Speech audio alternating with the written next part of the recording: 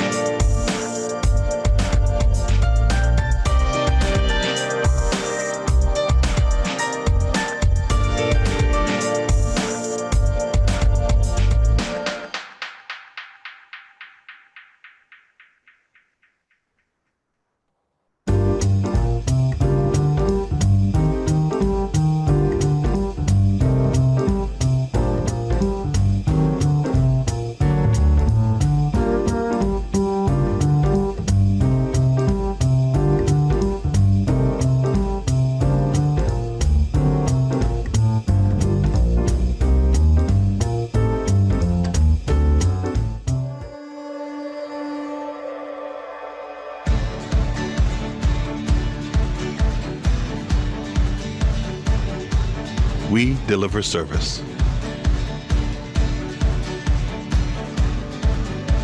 We deliver trust.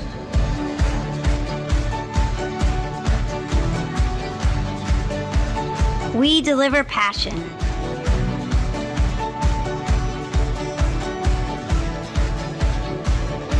We deliver leadership.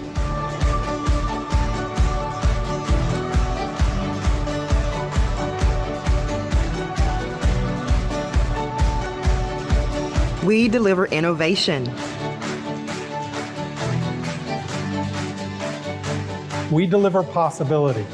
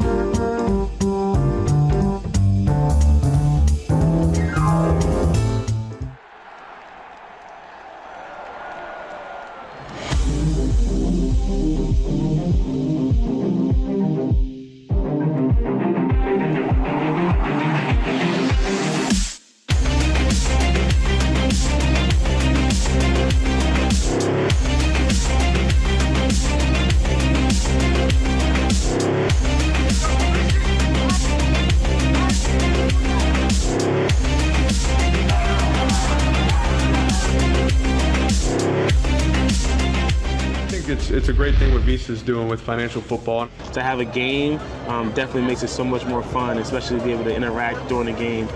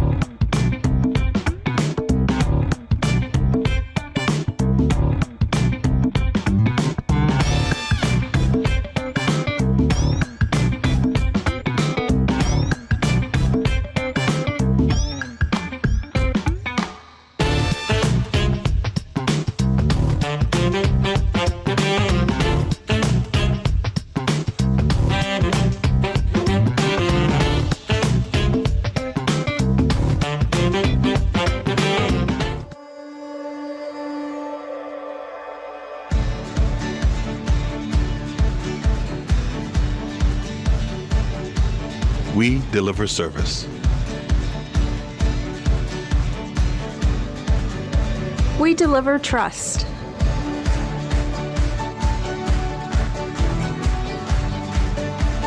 We deliver passion.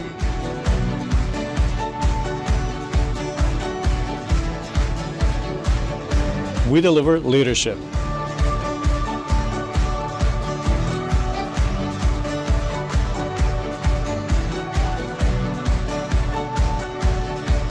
We deliver innovation. We deliver possibility.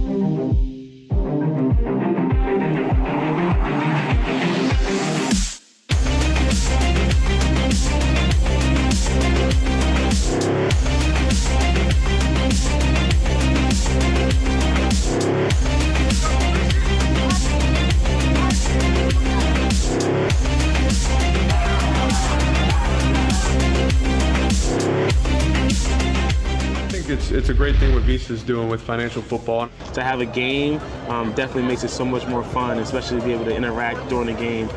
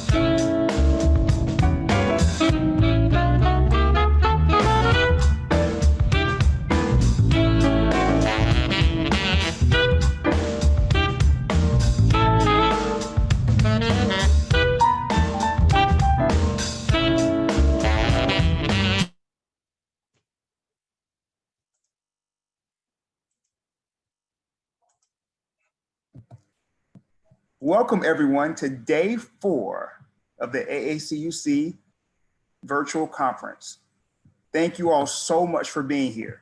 I'm Shelton Rolak, your Master of Ceremonies. We hope you're enjoying the conference so far. And it's been, AACUC has taken this virtual event to the next level. And I want to extend a special shout out to all those working behind the scenes. You guys have done a phenomenal job. A special thank you to Renee Sadie-White and Michelle Outlaw. Renee, you're my hero, and Michelle, you always make everything better. So big ups to you all for putting on a great event. Before we get started, there are a few housekeeping items and announcements to share with you. All sessions will be recorded and uploaded by August 24th. Yes? So look out for those in a little less than a couple weeks. The recordings will be accessible the same way you assess the session through the conference center. To maintain the integrity of the recordings, all participant mics have been muted throughout the session. We will have time for a question and answer period at the end of today's session. Please use the chat box to ask questions for the presenters, and we will pass them along to the session moderator. You all have been doing an amazing job of keeping the chat box live, by the way, so keep up the good work on that. If you experience any technical difficulty, please just reach out to a member of the tech team and they will resolve the issue for you. We invite you to share your experience of the conference on social media using the hashtags CTC2020, AACUC 2020, changed, AACUC, CU_Unite, CU_BLM. We also invite you to give us feedback through a short survey at the end of the conference. Yesterday, AACUC presented an initial donation to the United Negro College Fund in the amount of $6,000. We will continue to take donations through the end of the conference and make a second donation on Monday, August 17th. The goal is $10,000, so please continue to give. If you would like to donate to UNCF, please visit the AACUC booth in the virtual exhibit hall or donate directly on the aacuc.org website. Prizes. At the end of the session, there will be a drawing for prizes donated by our sponsors and exhibitors. If your name is drawn as a winner, we will contact you to arrange delivery of your prize. We would also like to thank our title sponsor, PSCU, and today's program sponsor, Visa, and as well as all of our other sponsors. Thanks to the generosity of our sponsors and exhibitors, we can bring this conference to you free of charge. Please thank them when you visit the booth and in the exhibit hall. I would now like to welcome Ruby Alvarez, Assistant Vice President of Community Development at GECU in El Paso, Texas, who will introduce the panelists for our amazing session. Ruby? Thank you so much. Welcome, everyone. I'm honored to introduce our panelists, and our first panelist is Camille York. Camille is a certified financial advisor from Raymond James and Associates in Tampa, Florida. Camille is a trailblazer and extremely passionate about setting an example and moving the needle in an industry where women are often underrepresented and underserved. Welcome, Camille. Thank you so much, Ruby. Hello to all of you, and thank you for that wonderful welcome and introduction. It is such an honor and a privilege to be here with you all today. Last night, I had the privilege of sitting in on one of the after hours events, and I can't tell you how inspiring it is to be among so many professionals who are invested and truly committed to change. What an awesome theme for this year, and being committed. And so the vulnerability and authenticity that was shared last night was so inspiring that I'm just excited to be here with you all. As introduced, I'm a financial advisor with Raymond James, and my background and introduction into the industry, although did not start in wealth management, and started with financial literacy with actually a local credit union. So hello to all my Suncoast peeps. it was through that, coupled together with my journey in wealth management, that I began to really stare directly into that racial wealth divide. And I recognized my role in kind of leading that conversation and educating and addressing and assessing exactly, what was going on. And so as we discuss the racial wealth divide today, we'll explore what it means to really bridge that income equality gap. So let's take a look at our agenda. So we'll look at, again, closing the income gap, closing the wealth gap, and then being the change, because I think it's important that we understand why we're here, where we are, and then where we're going, especially during a time such as this. There are some fundamental truths that we need to address as they play a role in our lives each and every day. And so we'll go ahead and just jump right into it with closing the income gap. So oftentimes when someone mentions racial financial inequality, they only think about income, which, as we'll explore, there are many more layers to it. But I thought that this was a good starting place because it's often the first thing that comes to mind when we think about pay equity. When I think about the income gap, there's a quote that comes to mind, and I'm a quote person, so you'll get a lot of these. But it's Martin Luther King Jr., and he said, "Whatever affects one directly affects all indirectly. I can never be what I ought to be until you are what you ought to be." This is the interrelated structure of reality. And so the racial wealth divide is not just a Black problem or a Latino problem or a white problem. It's a problem for us all. And until we all are able to address and wrap our arms around it, no one can be who they ought to be until we all are able to get to where we ought to be. So it's all of our problem. But I want to start with looking specifically at the income gap when it comes to Black men. So when we look at the income gap for Black men, we see that Black men make on average 87 cents for every dollar earned by their white counterparts. And so for those who love numbers, I will say that statistically speaking, this was not a representative of a controlled sample size. And so this was just a general 1.8 million employees surveyed and not equalized based upon education, qualifications, and all of those things. So then if we take it a step further and equalize all of those things, where does that put us? So on average, Black males earn 98 cents for every dollar earned by their white male counterparts when you equalize education, experience, location, and qualifications. And so although it doesn't seem like much, when you think about the median salary for a white male based upon this sample, it's $72,900, which means Black employees are then paid $71,500, leaving a $1,400 difference based just attributable to race because we've equalized all the other factors. And so although $1,400 on every year may not seem like a lot per year, when you compound that by 5 years, that's $7,000, 10 years, that's $14,000. And think about all the other financial choices that could have been made, whether it was debt repayment, investing, saving, so many financial choices along the way. Those have now become missed opportunities. And so we can clearly see the gaps that exist when it comes to income for Black men. And those numbers are exacerbated when we look at Black women. So there's another quote. It's actually an African proverb, one of my favorites. And it says, "If you educate a man, you educate an individual. But if you educate a woman, you educate a family or a nation." And I love that quote because 80% of Black women are sole or primary breadwinners of the household.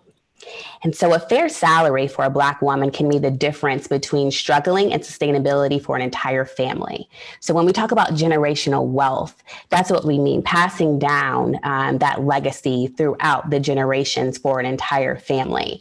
And so paying Black women not only allows them to support their family, but also contribute to the overall economy. So back to that first quote when I said, it's about all of us and how it greaters the common good for everyone involved.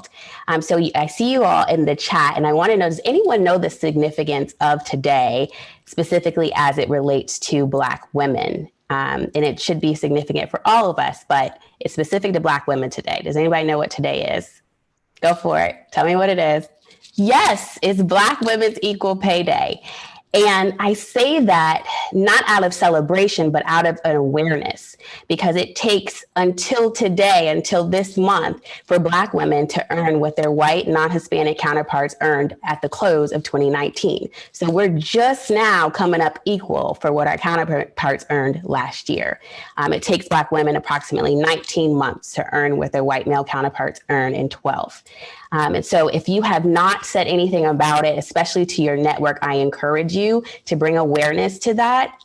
It is a huge disparity. And so start the conversation. I've posted on my social media. So if you don't know what to say, you can repost or just hashtag Black Women's Equal Pay Day, whatever you want to say about it. But just make sure that we're encouraging that conversation because it's definitely something that we all need to be aware of. But let's go ahead and take a deeper look at the numbers. One of the starting places when I think about the inequality in income is that we are largely overrepresented in underpaying jobs or low-paying jobs and underrepresented in high-paying jobs. So when you think about the higher paying workforces, so engineer, computing, we're about 1% of the engineering workforce and 3% of the computing workforce. And unfortunately, those are the areas that tend to have the smallest pay gap when it comes to gender and race. So severely underrepresented there. And so oftentimes we think of education as the great equalizer, right? So obviously, okay, the way to transition out of lower paying jobs is maybe education. But Black women are becoming educated and becoming college educated at unprecedented rates. And unfortunately, it does not shield Black women from the pay gap or the wealth gap that exists. So what do those numbers actually look like? I'll draw your attention to that first level, so no high school degree, where Black women are earning 60 cents for every dollar that white non-Hispanic men are earning. And so it levels out a little bit more when we look at the associate degree. But what I really want you to see is that what Black women earn at the associate's degree level is still under what white non-Hispanic men are earning without a high school degree. So I'm just going to let you marinate on that for a little bit, because that's a huge issue. And so Black women cannot afford to rely on education alone to close the pay gap and the wealth gap. And that's really the nugget that I want you to take away from here, that it's not education alone that removes you from that pay disparity and the wealth gap. So Black women live at the intersection of sexism and racism. And although sexism and racism are very distinct forms of discrimination and they manifest differently, those effects are compounded when a person experiences them both at the same time. And that is why Black women are affected and impacted so drastically when it comes to pay inequality. Another life aspect that contributes to the income gap is youth. So Serena Williams has a quote that says, "You have to believe in yourself when no one else does." And I think the great point about that is that you have to be your own advocate. You have to advocate for yourself when it comes to your equal pay, when it comes to negotiation. And I think negotiation is one of the starting places for you to start that conversation for equal pay. So let's take a look at what negotiation looks like. How common is negotiation for new grads? Only 38% of new graduates are negotiating. I had the privilege of taking an Art of Negotiation course the last year of my master's coursework. And so once I graduated, my first job out of college, I negotiated and I was able to secure about 10 grand more than what they offered me coming in the door, which was a big deal for me. So I did it for two reasons. One, I just wanted to try out my new skills, to be honest. I was like, I got these new skills. Let me put them to use. Let's see if they actually work. And they did. But two, my mom was very intentional in saying, let's make your hypothetical budget, right? So you're graduating from college, you're going to have real bills. You can't come back home. So let's figure this out. And so we went through, what would rent look like? What would the water bill look like? You take long showers, you leave all the lights on. Like, she was so honest and so real with me. But I appreciate that so much, because at the end of the day, I realized that I could not sustain the lifestyle that I wanted to have based upon what they were offering me. And so it was needed that I negotiated, and I realized how that foundation set the trajectory for every raise or every promotion thereafter. So new grads simply are not negotiating. And then when it comes to women are less likely to negotiate than men. But 90% of employers have never retracted an offer because of an entry-level candidate trying to negotiate. So I think that that's what discourages a lot of us oftentimes from negotiating, is that, well, what if they take the offer back? But this shows you that there's just a 10% chance that they will. So the odds are in your favor to just go forth and negotiate. And most employers have room to increase. 74% of employers have room to increase that first offer by 5 to 10% during negotiations. So you are simply leaving money on the table by not negotiating. 80% of graduates who negotiate are partially successful. So what does negotiation look like? It's not always about salary. So I tell people this all the time. Maybe it's more vacation days. Like, if that's something that's super important to you and you need time to travel, and that, is invaluable to you, then maybe negotiate that paid time off. Or maybe it's a flexible schedule. Like, hey, I really would like these hours. Is there something that we can do? And not all of that is negotiable, but you never know until you ask. Maybe it's bonus. What does the bonus structure look like? Or employee stock. So make sure that you are not leaving any money on the table or any benefits on the table when it comes to negotiation. So now that we've talked about the income gap, let's jump to the very real wealth gap that we are all facing. So what is wealth?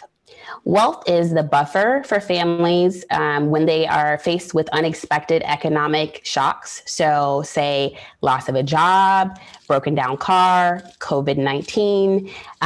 That's what allows you to absorb some of that economic shock. But it's also the capital that's available for you to take advantage of economic opportunities. So buying a home, saving for college, investing in the stock market. So wealth is kind of twofold. And when I think about wealth, I think about a quote from James Baldwin. Not everything that is faced can be changed, but nothing can be changed until it is faced. So it's another point just to say, no longer can we afford to not face this head on and not talk about the elephant that's in the room, because no change will ever come as long as we keep it hidden or don't talk about it. So it's not until we choose to address it head on, until we face it, that change can actually occur. So income inequality is stark, but it pales in comparison to the vast economic divide that's exposed when we examine the disparities in wealth. So let's take a look at what that looks like. Again, economic inequality in the United States is usually focused on income. And while income does play a role, it's often misguided when we define middle class solely by income. Black and Latino families would need to earn 2 to 3 times as much as white families in order to actually enter the middle class when we define it by wealth rather than income. If we define the middle class in terms of wealth, households would need to own, so net assets minus liabilities, own $68,000 to $204,000 of wealth to qualify for the middle class, which drastically changes what we think, because we only think of what your salary is, but it's, what do you actually have at the end of the day?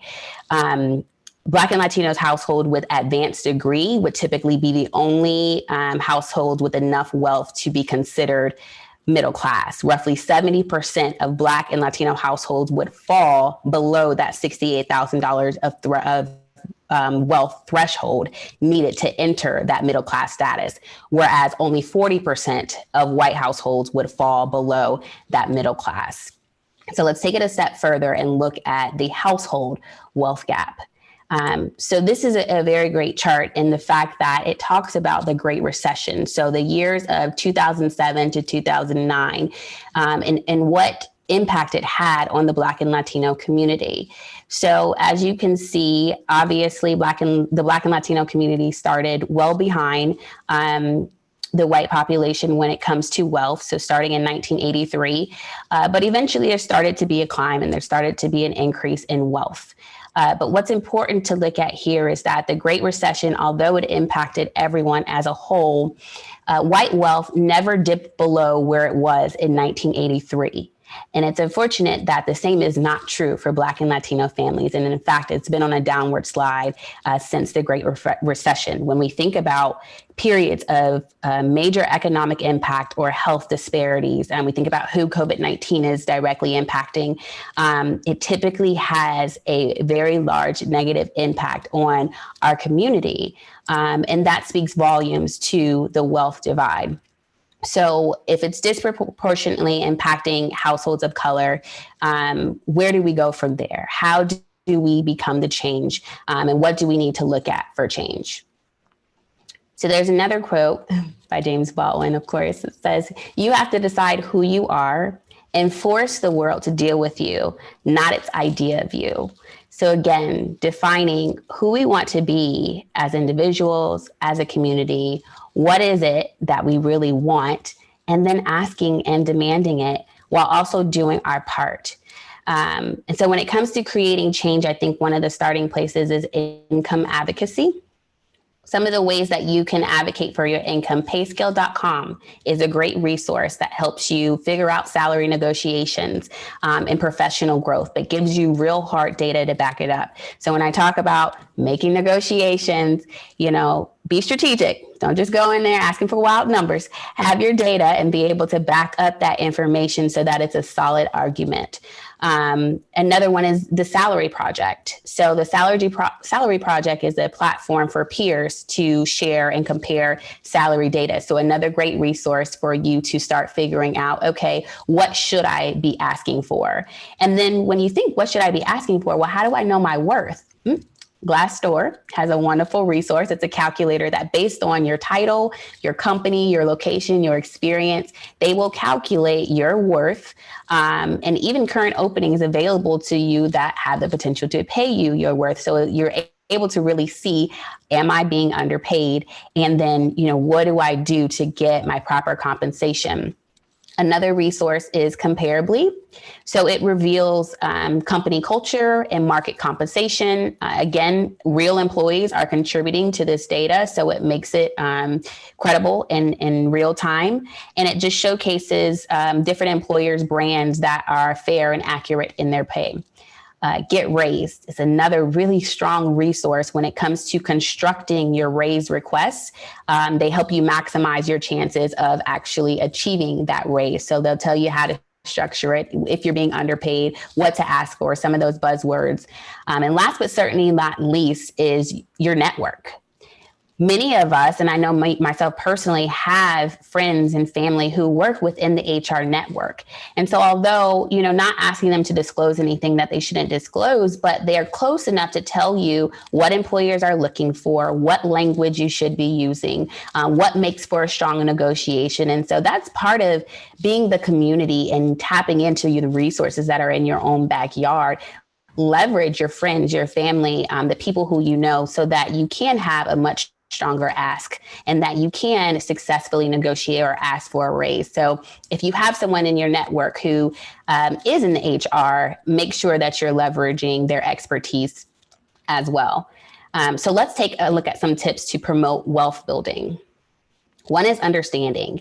And that's a lot of why we're here today, right? So talking about the issues, talking about the situation and what's going on and the challenges that we face, really getting that understanding.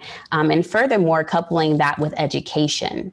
So I think education is super important. So many books and resources. A lot of this came from The Road to Zero Wealth, which is a really great PDF talking about what wealth will look like or the lack thereof in years to come if we don't take action to address it.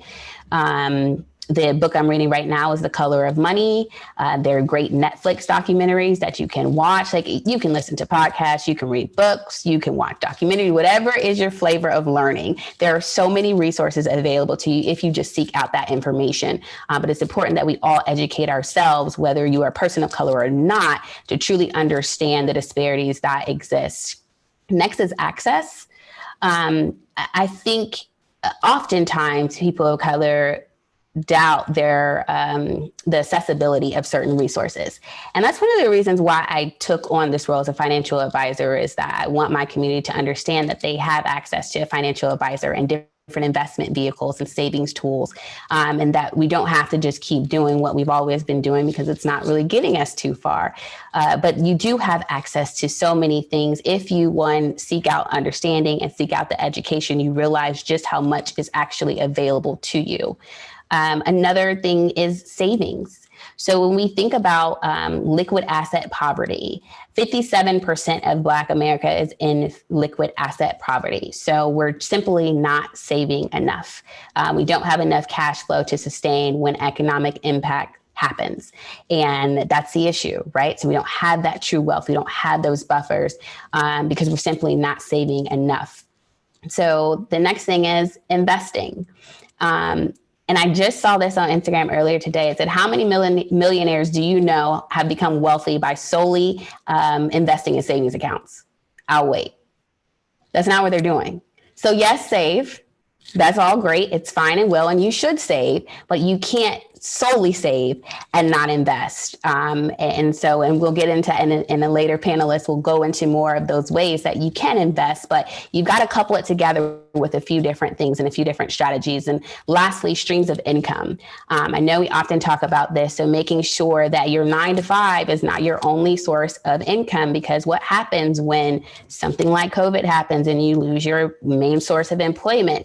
Do you own real estate that's paying you? Or do you have a side hustle that's paying you? Where are your other pools of income, so that if one stream falls, you've got a few others to sustain you until you get that stream back?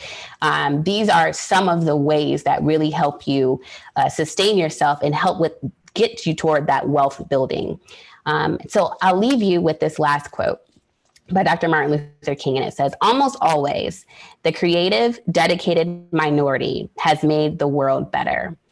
And I say that because oftentimes we don't leverage our minority identity. And that's actually something that was on my vision board at the start of this year. You are what makes the world better. Your diversity in every shape, form, fashion. It gives way to new and innovative, forward-thinking solutions and ideas.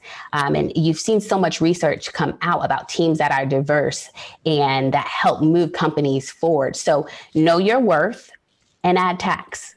Seek understanding, educate yourself, and become empowered when it comes to advocating for your income, for your wealth. I heard a podcast recently that said the whole is always greater than the sum of its parts. So if you're an ally, making sure that you are advocating for those who are in the room or for those who should be in the room and don't yet have access.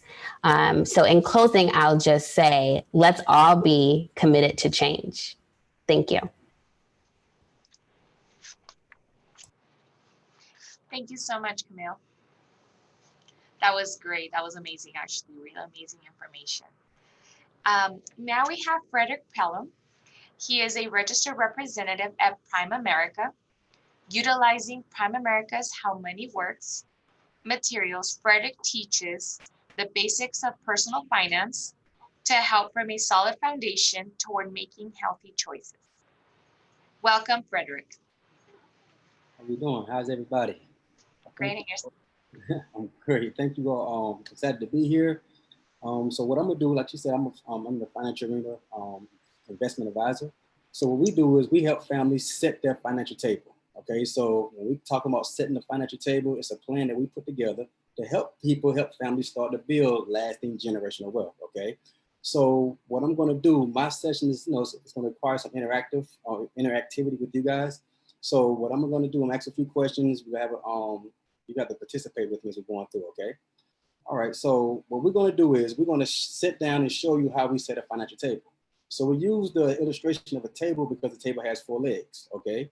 So as you're looking at the screen here, you have 4 legs here. You have the life insurance, the long-term investments, the emergency account, and regular savings, okay? So I'm gonna explain to what each 40 legs do, and then we're gonna begin our the interacting part, okay?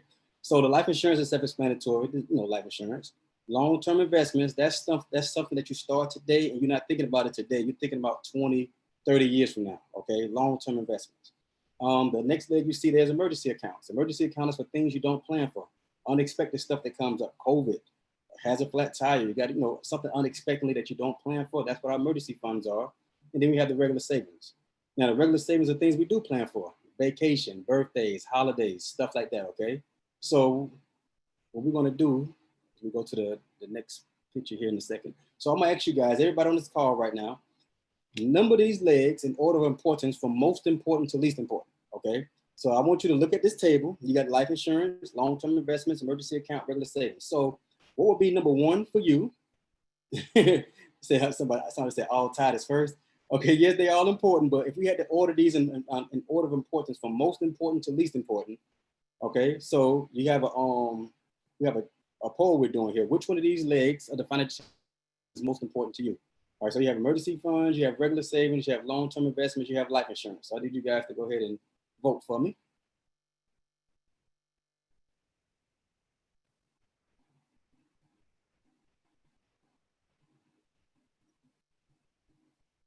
Okay, I don't see it. Maybe they're still doing the voting. Okay. All right, is everybody cool? Perfect. All righty. So, wow. Okay, so just remember your, okay? So a lot of you guys said emergency account is number 1 for you guys, okay? Some people said regular savings, long-term investment. Okay, perfect. All right, so just remember whatever you did, okay? So a lot of you guys, over half of you guys said emergency account is number 1. Perfect, all right? So now what we're gonna do is, we'll look at that emergency account because, you know, a lot of people often go straight to the emergency account. So looking at the next slide, I ask clients this all the time, what's a comfortable dollar amount you like to have in your emergency account for any unforeseen emergencies? So some people say they want 1 month's worth of savings. Some people say they want 3 months. Some people say 6 months worth of your salary. Some people say as far as a year, okay? So what would you say is a comfortable dollar amount that you like to have aside in your emergency account at some point? I'm not saying you have it right now, but at some point, if you had to build this table, what would be the comfortable amount you like to have for your emergency account? So I'm gonna give you guys a second to do that as well. And these are the questions that we ask a lot of clients when we first started out. We help everybody set their financial table. So right now, there's no right or wrong answer. I just want to hear what you guys are saying. Then we're going to address those shortly, okay?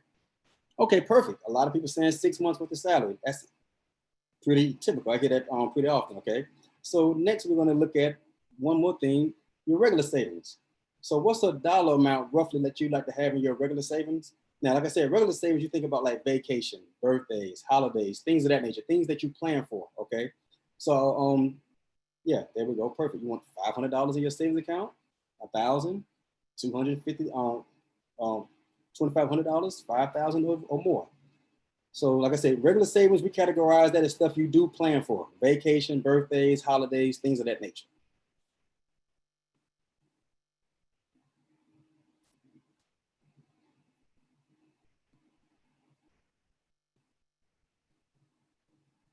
Okay, all right, pretty good. Pretty much everybody's either 5,000 or more, perfect.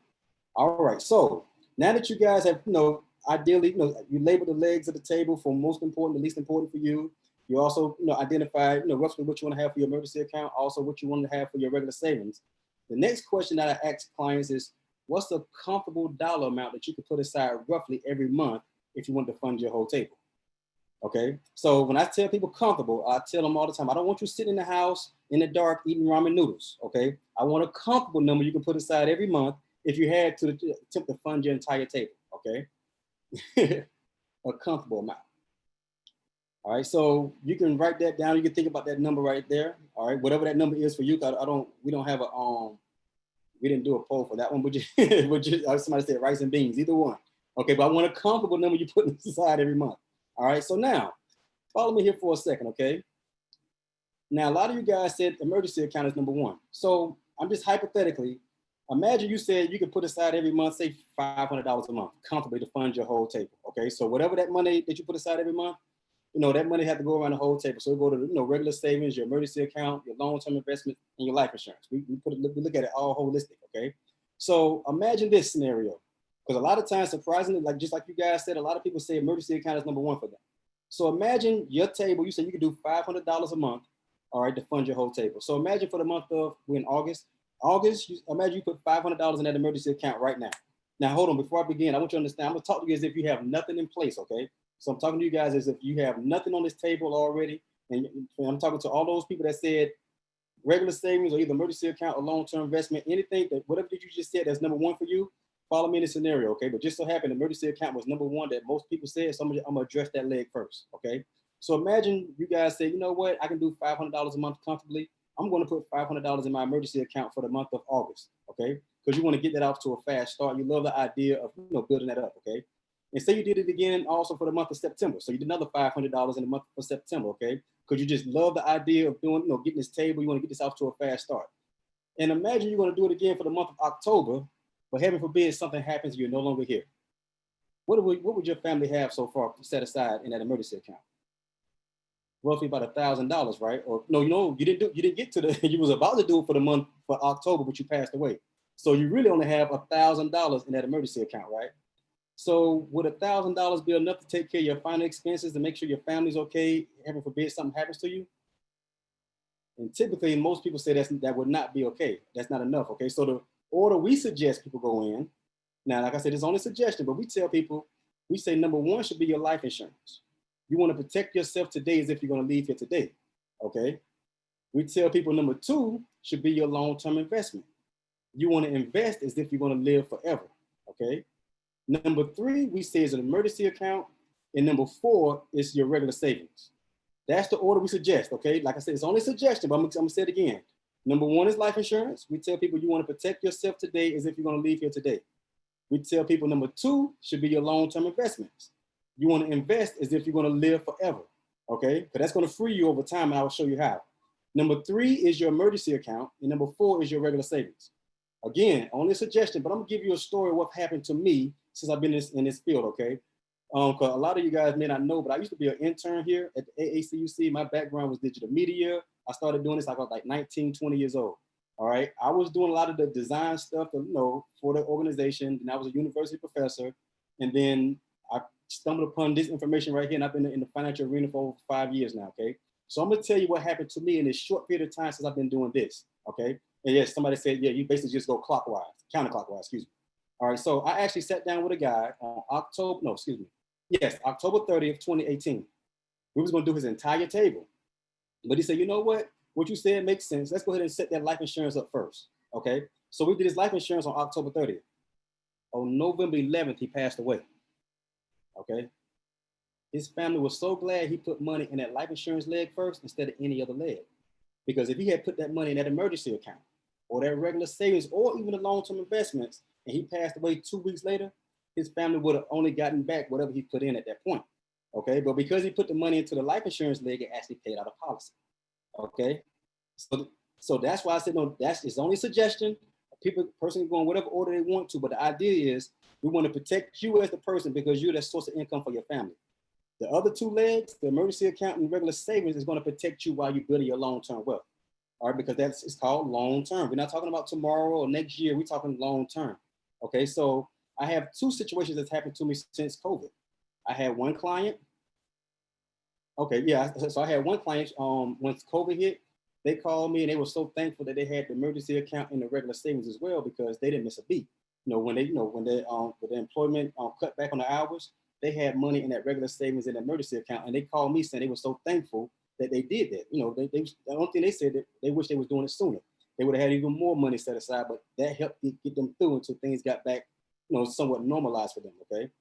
On the other end, I had another client.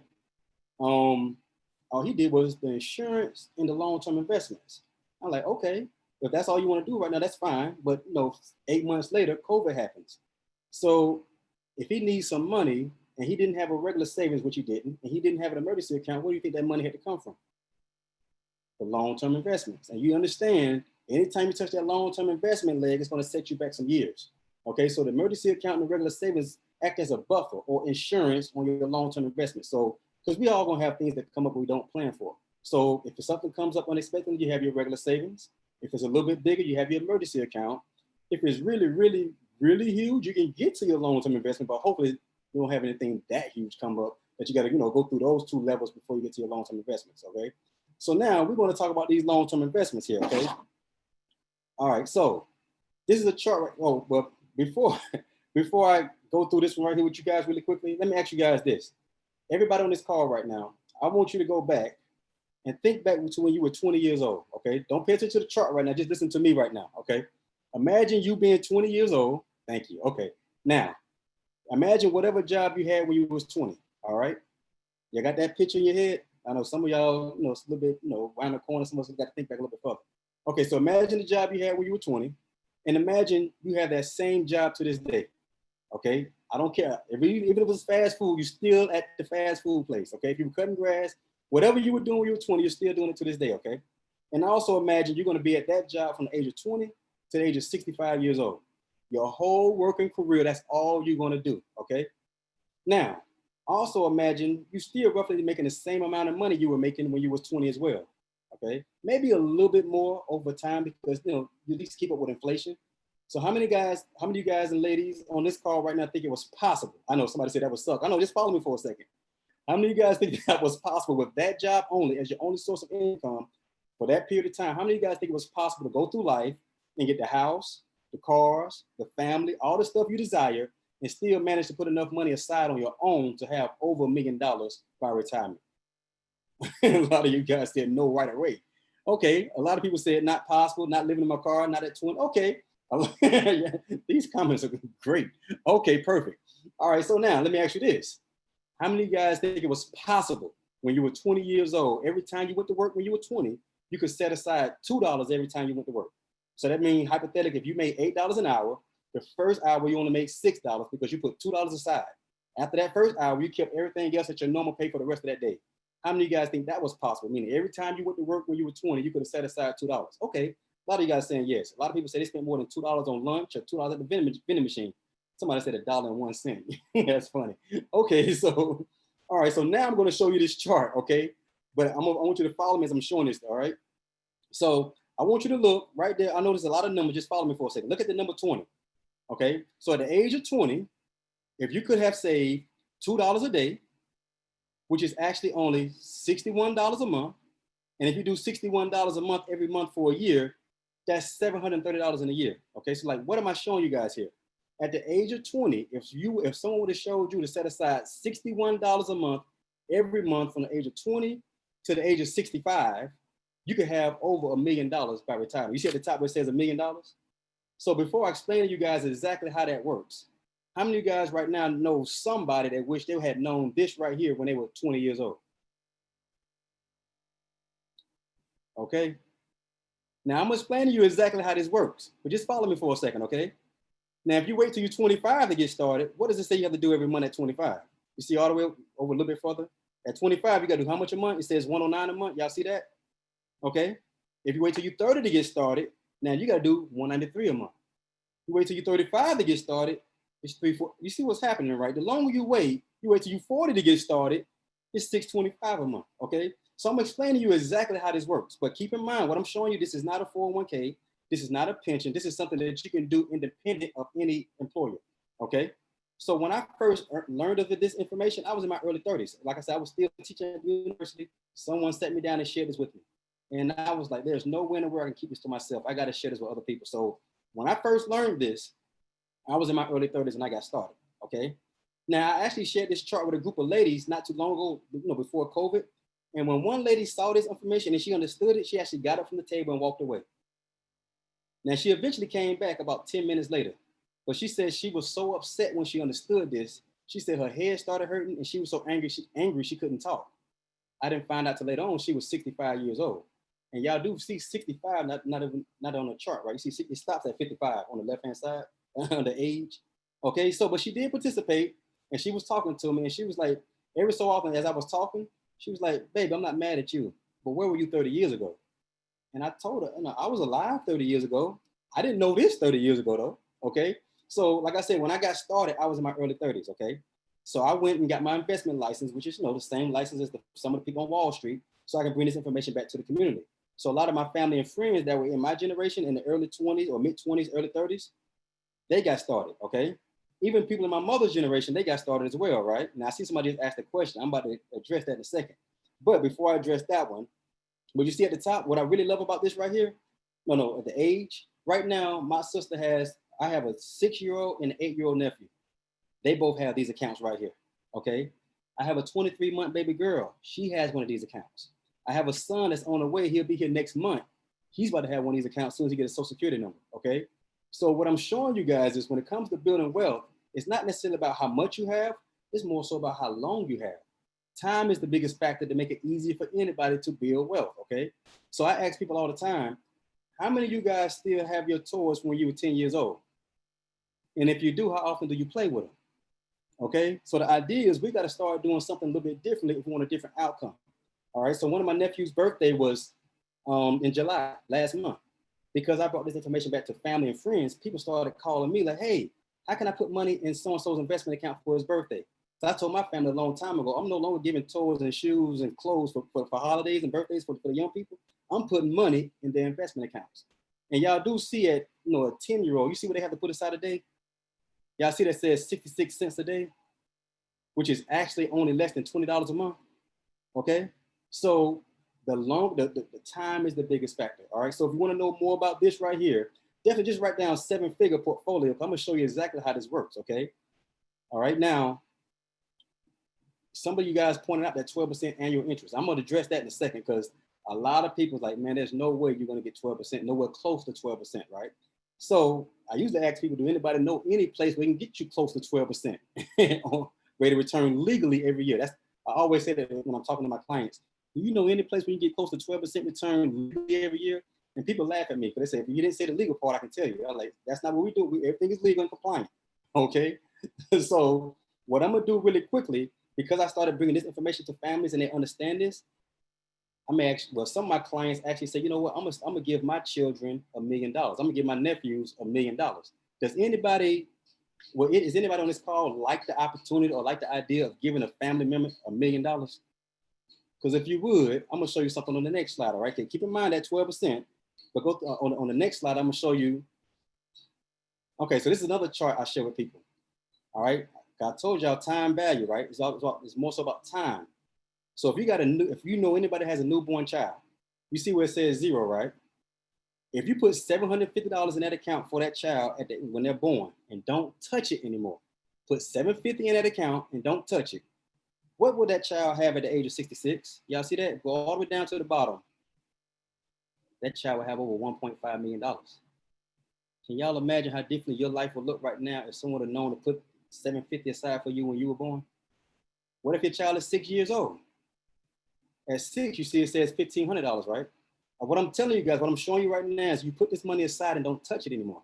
Let that 12% or that compounding take place in it. They will have over 1.5 million. I have clients now that have this one couple I just sat down with, they have an 18-year-old child. Like, wait a minute, you tell me if I put $6,000 in this child's account and don't touch it no more, that child has a chance of having over $1 million? Exactly. All right. Now, a lot of people keep asking about this 12%. How you get close to 12%? All right. So before I show you, does everybody on this call know the difference between, say, a common stock and a mutual fund and how they work together? Does everybody know the difference of those pretty well? Like 100%, like you got them down pat? Yes, a little. Okay, so me as being a former educator, I do understand. Thank you. I see a no, I saw a little. Okay, perfect. I understand if one person says they don't know it that well or they know it just a little bit, that means that there are others, okay? So I'm gonna give you an example of a common stock and a mutual fund and how they work together. If this doesn't make sense, y'all let me know. I'll come up with another way to explain it, okay? But a lot of my clients tell me when they hear of common stocks and mutual funds, they say they heard of it, but it sounds really confusing. It goes over their head. I'm gonna tell you this. If you're talking to somebody about a common stock and a mutual fund and have them explain the difference and they're making it really complicated, it's usually probably because of one or two reasons. Either one, they don't know it that well themselves, or two, they don't want you to understand it, okay? So I'm gonna give you an example of a common stock and a mutual fund. If this doesn't make sense, y'all let me know. We can come up with another way to explain it, all right? So everybody on this call, I want you to think about a mall. some big shopping mall that's around you that you like to go to, okay? Think of whatever that mall is, okay? So I'm from Atlanta. I mean, I'm gonna use Lenox in this idea, in this Lenox mall in Atlanta. So think about whatever mall that you can relate to, all right? Now, if I ask you, what's one store in that mall that you like, that if I say, you know what, you can only shop in one store in that mall, what would that one store be? Okay. So in this instance, I'm gonna use, say, the Apple store. All right, there's an Apple store in Lenox, okay? So every month, imagine this. Imagine if I say, you know what, I wanna invest $100 in Apple every month. So every month, if I invest $100 in Apple, I want you to think about that as being a common stock, because Apple is a common enterprise, okay? So that means if Apple does well, I do well. But if Apple does poorly, I could lose everything. And to most people, that's too risky, right? That's high risk, high reward. But what if I told you guys, instead of putting that $100 in Apple, you take that same $100 and you spread it out amongst the entire mall. That way, only $1 go to Apple. $1 goes to Dillard's. $1 goes to Foot Locker. $1 goes to Panera Bread. $1 goes to Starbucks. Like literally, your $100 is spread out amongst the entire mall. Okay? If you do it that way, if Apple goes out of business, does the entire Lenox Mall shut down? No, they just, exactly, no, it won't. They just replace Apple with something else and keep going, right? So when you think about that concept, think about that as a mutual fund. So anytime you think about the mutual fund, you can use the mall idea that your money is spread out amongst every store in the mall, okay? So what we do is we put people in mutual funds, all right? So this next chart I'm gonna show you, this now, there are several mutual funds I can show you guys. All right? I just wanna show you guys one because a lot of people kept asking, where's this 12% coming from? What is 12%? So just really quick, this is one of the contracts that, one of the companies that I have relationships with, and we do a lot of stuff with them. Now, some of you guys might have to zoom in on your computer, but I want you to look on the right-hand side when it says, okay, perfect. Okay, so you got right here on the right-hand side, you see what it says inception date? What does that say on the right-hand side? What year did this fund come out? Can y'all see that? Y'all see it says 1948, right? So that fund been out longer than most of us on this call been alive. It may have a few of us, but all right, it's been out here for a long time, it's safe to say, right? What does that rate of return say since inception? What does that say? What right next to it? Y'all see that 10.5%? Ooh, that's pretty close to 12, isn't it? Okay, this has been out here for a long time. Just because I tell people all the time, just because you haven't heard of it, does not mean it's not out here and doing really well for some people. But if this information never makes it to certain communities, people don't have a clue what's going on, okay?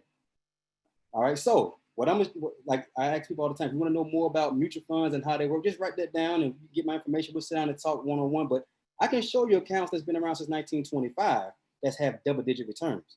I can show you all accounts that's happening right now. You get upset, but now when you look at this chart, what we're showing you here at the bottom of that, you see like, okay, so this is going to show you the returns that this account has had over the years. Okay, so we're gonna look at almost a 20-year period. Okay, so on your right-hand side, year 2000, you see it says 7.7% return, right? 2001, you see it lost 9%. But y'all know what happened in 2001, right? September 11. And the following year, it lost a little bit more, right? 24%, right? Because September, we're still recovering. What happened in 2003? It went back up 28%. So hold on, I'm gonna stop right there for a second. What I'm showing you guys is a managed mutual fund. It's a difference between manage and not manage, okay? So it's like a managed account, if they moving stuff in and out on a regular basis to correct itself, when stuff happens, okay? So in 2004, what happened? They got 11% return, all right? Then 2005 at 8.5%. So y'all see what's happening, right? So every year, look at 2008, you had the housing crisis, it lost 33%. What happened the following year? It jumped back up 34%. So I tell people, so I'm gonna stop right here for a second. If you don't have a financial personal advisor to stand there and hold your hand, most people would jump off the ledge at 33% loss. Like, oh man, the market, I'm gonna pull my money out. So right now, if you got a 33% loss and you didn't pull your money out, that's just a paper loss. It's okay, just hold on. In the following year, you see what happened, right? So you recovering. But if you took that money out, that 33% loss, then you got a realized loss now because you took your money out. So that's why I tell people it's always best to have a financial advisor, somebody that can walk you off the cliff, walk you off the edge when you're feeling jumpy. Like I had several clients, when COVID happened, they wanted to jump out. But let me give y'all this analogy right here. I love using the analogy of a mall, okay? So I use the analogy of Apple, the Apple store in Lenox. So imagine this, every month I go to Apple and I spend $200 a month on Apple. Every month I just buy stuff on Apple for $200, okay? For some reason this month I go on Apple, everything is 90% off. Do you think I'm gonna buy more or less stuff for that $200 that I've been spending every month? I will hope you say I'll buy more stuff, right? Because everything's 90% off. Now, what if they told me, hey, Mr. Pelham, this month, I know everything's 90% off, but as long as you keep your receipt, if the price is redeemed at its regular price, say next month or whatever, and you bring the receipt back, we'll redeem it at that new price. So meaning if I buy a laptop that's usually $2,000 and they give it to me for $40, if I bring it back next month and the price is back at $2,000, they're gonna get a laptop back to me at $2,000. If they tell you that, would you buy even more or less stuff? A lot of clients say they try to buy the whole store. That's the way we think about it. When the market tanks, everything's on sale. Put more money in. When the market recovers, then some people can add a zero to their investment portfolio. So when you understand the language, you understand the game, you know how to navigate it. So we stopped at 2009 and you came back at 34%. 2000, exactly, just like March. I got a lot of clients so excited right now because I walked them off the ledge. They put more money in. When the market recovered, I'm like their best friend. They're introducing me to everybody, okay? So 2010, 15%, 2011, not too good. 2012, so you see what's happening. This is what's happening when you have a managed portfolio, okay? So I just want to show y'all this one account because a lot of people thought there's no way possible you're gonna get somewhere close to 10.5% or 12% every year. I can show you other accounts that's well over 10.5, okay? But I just want to know, I don't want to just tell you stuff without giving you evidence and the substance of it. So that's pretty much the information and how I break this stuff down to my clients. When we start with that table, and from that table, we fund the whole table. Everything is just as important, but it's a particular order that we have to go in, okay? So that's my time, that's my information. If you want, you got any questions, feel free to either email me or text me and we'll get back with you guys, okay? But I thank you guys for this opportunity and I'm excited, the direction we're going in.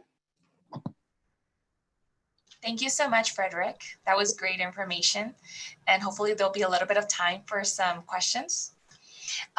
Next up, we have Hannibal Bronstein from the National Credit Union Foundation. Hannibal provides executive leadership overseeing the financial risk management, operational and administrative functions of the foundation. Welcome, Hannibal. Thank you, Julie. I want to say a special thank you to Renee and the ASCUC leadership for keeping financial equity as a point of focus. I believe this is a brave and ambitious endeavor, but it's not only a brave one, but it extends an opportunity for hope. And it's not just hope as a pie in the sky kind of concept, but it's hope that is anchored in the reality of a commitment to change. I want to say thank you to Camille and Frederick, my panelists, who's done an excellent job in sharing with us some of the current state of wealth and income gap with some basic tools from an individual perspective of some concrete actions that may be possible. What I would like to do, and I'm going to stay on this slide for a few minutes, I just wanted to switch our attention to more of a macro level view, looking at the opportunity and challenge that's before us as a movement, that is in terms of the credit union movement on this road to financial equity. You see, we are in the midst of two crises. There's, of course, the medical crisis and the race to find a vaccine. Of course, there's, in addition to the medical crisis, we're also facing a financial crisis, and both of which have deepened the existing wealth and health disparity. In addition, from an earnings perspective, it has further revealed how economically fragile and vulnerable a large percentage of the population is to income volatility. Of course, there is the often quoted shared report that tells us that 40% of Americans can't cover a $400 emergency expense. People are living paycheck to paycheck. And these numbers are even more pronounced in minority communities and Black businesses. 90% of African American businesses are sole proprietorship with less than 5 employees. Only 1 in 10 Black businesses have a line of credit, according to the New York Federal Reserve Board. A recent Wall Street Journal article indicated that 41% of Black-owned businesses has just disappeared in April since the COVID-19 incident occurred as a result of this crisis. And these are not just statistical numbers or percentages that's been thrown around. These are, in fact, real people. The unexpected impact of this crisis, of course, has disproportionately affected communities of color and made worse when layered with the existing structural problem of bank flight from minority communities leaving behind banking deserts. If we can switch to the next slide, please. If you look at this particular graph, it shows, and of course this is from The Economist, you will see the significant drop in terms of net openings with reference to bank branches. The line showing there, you can see from 2005 to 2017, and the light blue indicating the number of branch closures between 2005 and 2017. So when it comes to closure of these bank branches, of course, geography matters. So if we just drill deeper into these numbers and look at two examples of the large banking institutions, you will see that JP Morgan Chase shrank its bank branches, the footprint in the majority Black areas, by 23% between 2010 to 2018.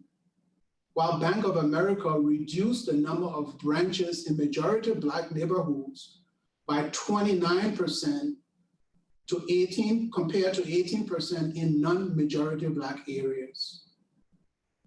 The loss of a bank, of a financial institution, has a significant impact on communities. The cost is, of course, greatest for small businesses because at the local community level, so much of business is driven by relationships. A 2014 study out of the University of California, Berkeley, estimates that when branches close, new business lending falls by 13% in surrounding areas. In low-income neighborhoods, such lending contracts by nearly 40%. Just think about it. In low-income neighborhoods, such lending contracts by nearly 40% because of the absence of a financial institution in that community. Of course, credit unions have played a very important role in helping to fill the void arising from these banking deserts. If we can go to the next slide, please. You can see the significant growth in terms of looking at the total assets of credit unions collectively between 1975 and 2019. So credit unions have seen a significant increase in their total assets, which have grown to just under $2 trillion collectively. So credit unions also help to serve as a buffer between their members and predatory peddlers of financial services. So however, while the asset growth of credit unions have been impressive, we have our work cut out for us as we work to fulfill our mission as credit unions. Especially when we take a closer look at the demographics of credit unions. I love the quotes, the various quotes that Camille included in her presentation. And I told her I'm going to borrow one of her quotes, the Jane Baldwin one. And it says that not everything that is phased can be changed, but nothing can be changed until it is phased. So what I did, because I love numbers, I took the opportunity to look at the demographics of credit unions and just divided it into three buckets. On the left side, I said, those credit unions that have less than $100 million in terms of assets, the middle section with 100 to 500 million in assets, and those in excess of $500 million or over $1 billion in assets. If you look at the first line, the total population in terms of number of credit unions, and of course the numbers can be updated to most recent ones, which would probably be 5,100 as opposed to 5,400. You will see that as a percentage, those credit unions that are in excess of 500 million on the extreme right side accounted for 11% in terms of the number of credit unions. On the extreme left side, you will see those credit unions that are less than 100 million accounted for 3,700 credit unions, representing 70% of the total number of credit unions. But what is even more interesting, if you look at the total assets that we said in the earlier slide, we have seen a significant growth in the total assets of credit unions. But that percentage in terms of the growth of credit unions, you will see the majority of that is 79% of the total assets of all credit unions combined is from the 11% of those credit unions that are in excess of 500 million. Those that are less than 100 million accounts for only 6% of the total assets of all credit unions combined. And the number and the story is the same when you look at our membership in terms of the total membership of credit unions. So those credit unions that are in excess of 500 million accounts for 73% of the total membership of all credit unions. If we go to the next slide, you will see that the challenge is even more pronounced when we compare the total assets of banks versus those of credit unions. You can see the disparity in terms of, if you look at the total 2019 number, all the way on the extreme right, you can see the huge gap between the blue line, which represents banks in terms of their total assets, and those of credit unions in terms of just under $2 trillion. So why is all of this relevant and important? Like we said earlier, the presence and absence of a financial institution impacts a local community. The economic growth and vibrancy of a community is impacted. There is a direct correlation between the mortgage lending, the help, the absence or presence of a financial institution helps to support and undergird local businesses in our community. And the financial institutions also provide a channel for access to capital. In some of the earlier conversations that Camille and Frederick talked about, we talk about the wealth gap, we talk about the income gap, but the reality in terms of closing the wealth gap, we know, I think it was Camille that said earlier, it cannot just be closed purely by savings. If we're talking about closing the wealth gap, one thing that is critical is being able to support small businesses to be able to create some additional wealth. So if we consider how the recent Paycheck Protection Program was administered, it will give us a window into why these things are important. Financial institutions were used as the primary distribution channel for getting these funds into the hands of businesses and communities. If you look at this particular graph, you will see in terms of the first line for banks, the total loan count in terms of that means the total number of loans that went out of banks was just over 4.4 million loans that bank distributed, representing 90% of the total number of loans that were distributed. If you look at the net dollars, a total of $496 billion passed through the hands of banks in the middle section there. And that represented the number of banks that participated was 4,273 banks, representing 79% of the total number of lenders that participated in the program. Why is that important? If we consider the fact that banks are fleeing from minority communities and low-income communities, and we say that is a primary distribution of funds, you can see how that impacts unfairly those communities.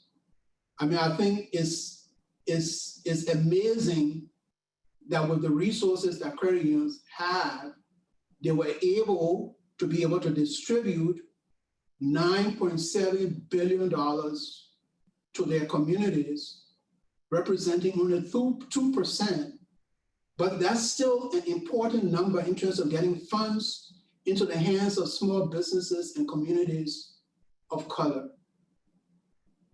But that is why it is so important that as an ecosystem for credit unions, we have to meet the challenge to be able to respond effectively as a channel for distribution of funds into communities of color, into low-income communities. It is so critical. And so while fintech are playing an important role, you will see that fintech accounted for only 1% of the funds that was distributed. My thesis on that is, of course, because fintechs don't necessarily have the relationships that credit unions have. And so as a result, they were not effective in terms of being able to distribute those funds into those communities. And of course, these numbers were as of June 30th, 2020, and we know the program continues. But before we leave this slide again, just to draw your attention, if you look at the credit union numbers, you will see on the extreme right, the lender count, approximately 930 credit unions participated in the Paycheck Protection Program. Why is that number significant? If we know that the total population of all credit unions is in excess of 5,000, that represents just under 20% of credit unions that participated in the Paycheck Protection Program. And so it's definitely important. And I think it's even made even more clearer if we drill into the numbers and take a look at two of the large banks that we mentioned earlier, JP Morgan and Bank of America. JP Morgan, as of June 30th, had distributed a total of 269,000 loans. The total dollar amount accounted for over $29 billion that passed through the hands of JP Morgan Chase. And in addition to distributing those funds, they earned fees for processing those loans in excess of $800 million. Imagine what that would have done to our credit union ecosystem if we were earning that significant amount in terms of fees, and if we were distributing those amount of funds within our communities. The story is the same for Bank of America. Bank of America, as of June 30th, had distributed over 334,000 loans, representing in excess of $25 billion and earning fees in excess of $755 million. So what can we do as a movement and as we contemplate the importance of our role as a social enterprise? I must admit, there is so much that is already being done that it seems unfair to even ask more of us as credit unions. But in the face of so much need and knowing that lives are at stake here, and myself personally, as someone who has experienced and is enjoying the sacrifice of those that have gone ahead, I'm humbled and encouraged. As an immigrant who's been in the US for over 20 years, I know the privilege that I enjoy. But I still know that there is still much more that can be done in our credit union ecosystem. So it is with a deal of humility that I offer up a summary of 3 priority areas as a basis for deeper conversations as we move forward. The first is in terms of purpose as our competitive advantage.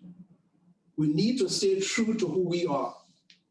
I know there's a lot that have been talked about in terms of purpose. There's a lot of books written about purpose and the efficacy of purpose and why is it important. But it's true that during times of crisis, that our purpose, whether it's on an individual or an organizational level, is tested. This crisis we are currently facing is, of course, no exception. The purpose as credit unions is undergoing a stress test. This is not a test of the adequacy of our capital requirements, while that is important, but instead this is a test of our commitment to the ideals that originally formed the basis for which credit unions were established. I am truly amazed that we have been able to withstand the onslaught of pressure from banks, especially given how regulation and technology has changed the game. In an environment where trust is becoming a rare commodity, why we exist must continue to permeate every aspect of what we do, who we are as a credit union. We cannot take it for granted that we already know all of this. Our board, our employees, all of this must impact, and we must ask ourselves some deep questions. For the sake of time, I won't dwell on this. I will go on to the next area, which is in terms of they expand the reach of credit unions. We must build capacity. Just taking a look at the example that we talked about earlier with reference to how the PPP Paycheck Protection Funds were distributed. I mean, as I thought about this, I thought about three things that impacted our ability to not have maximized the distribution of those funds. I think one is with reference to how credit unions are funded or in terms of the capital structure. And I know I'm way above my head in this particular area because there's so many experts on the table, but I will still venture into it. Because I think capital infusion into credit unions is so critical. We can no longer, especially for the smaller credit unions, it cannot be based purely on retained earnings as a source of growing credit unions. It's going to take too long. We don't have that much time to wait for credit unions to build up its reserve as a way to expand and to increase our growth. And there's so much more that can be said about that, but I will talk about the second area in terms of expanding and building capacity. Credit unions must become technically enabled. It does not mean that necessarily everyone has to go and develop a new app, but how do we partner those credit unions that are already technically enabled with those that are not? The third area is around talent, and we must do a better job in terms of a greater investment in our frontline employees and all of our employees. And then, of course, the third area is around democratized access to capital. And when I say democratized access to capital, we must find, it does not necessarily mean going out and building 100 new branches. We understand the economics of those, but we must have a deeper level of engagement within the community groups that we serve to help us in terms of being effective as a distribution channel.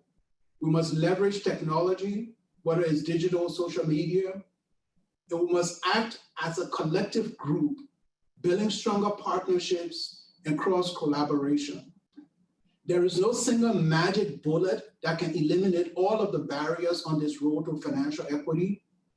From a policy perspective, there are fiscal policies that must come to bear. From an individual perspective, there are actions that must be taken on a personal level. Similarly, as credit unions and as an ecosystem, there are things that we have been doing and must continue to embrace in facilitating this journey on the road to financial equity. So I'll stop there, like I said, because of time, but there is much more that needs to be discussed with reference to this area and what we can do. So thank you.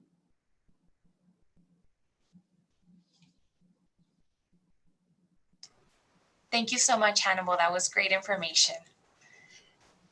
Now we're going to open up the things up for the questions for our panelists. So if any of you have any questions, please type them in and also put in questions for speakers so we can identify those.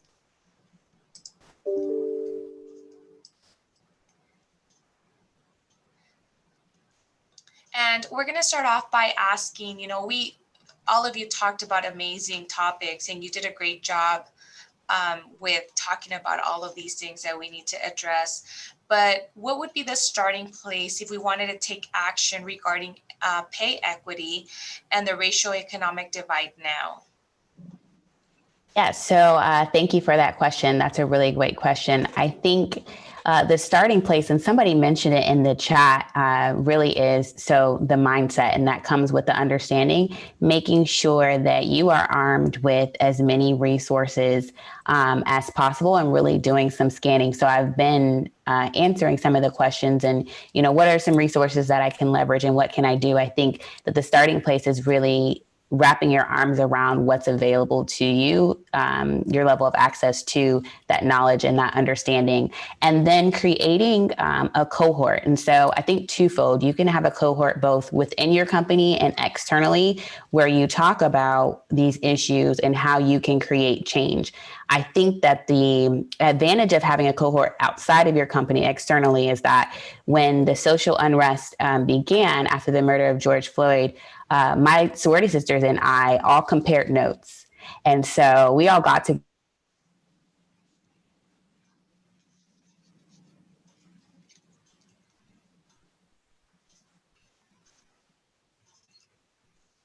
I think we lost Camille, right? So again, we'll go ahead and send out these slides, and Shelton, I'll send it back to you.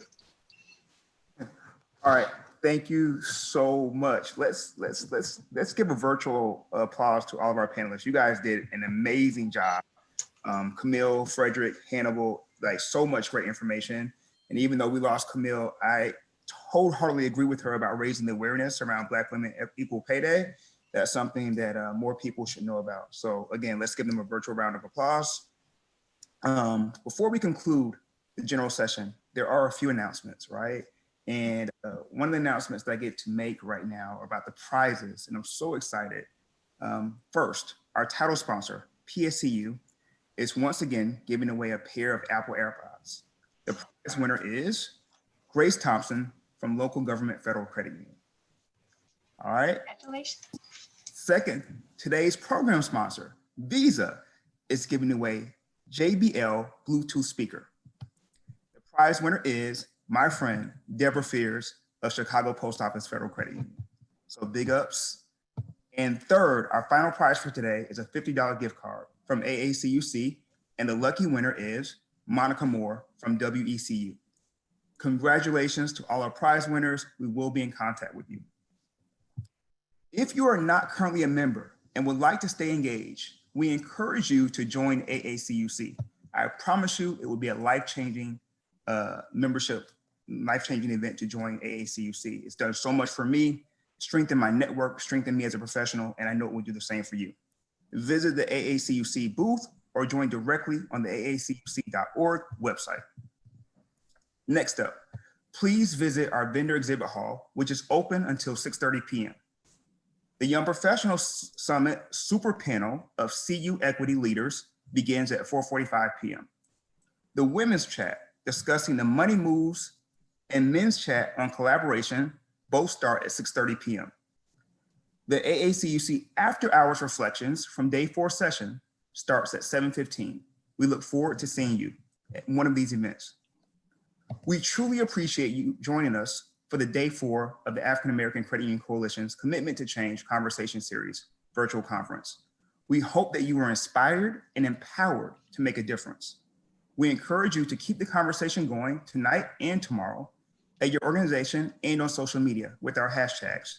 Thank you again for your support, and thank you again for being so open and so encouraging of our presenters in the chat portal.